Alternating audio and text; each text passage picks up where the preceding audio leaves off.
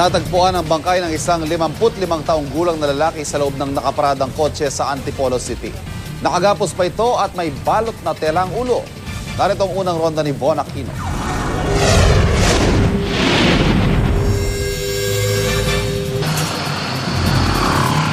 Sa unang tingin, aakalain mong ipinarada lang ang sasakyang ito sa madilim na bahagi ng highway sa Antipolo City. Pero nang siyasatin na ng mga rumorondang pulis ang loob ng sasakyan, pasado alas 9 kagabi, tumambad sa kanila ang bangkay ng isang lalaking nakagapos at nakabalot ng tela ang ulo. Napansin namin yung sasakyan na nakapark siya sa hindi tamang lugar. Walang ilaw, walang mga bahay.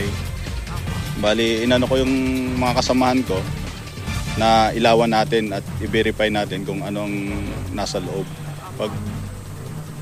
Pag ilaw namin, nakita ng isang kasama ko sa ulihan, may nakahiga na tao.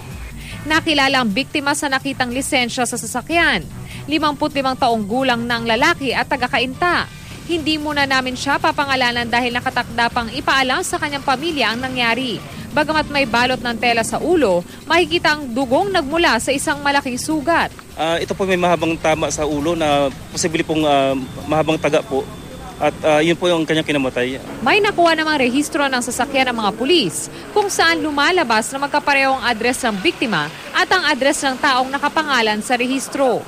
Sisimulan daw ng mga otoridad ang investigasyon sa pagpunta sa address ng biktima para malaman ang koneksyon niya sa may-ari ng sasakyan. Para sa unang balita, Von Aquino reporting.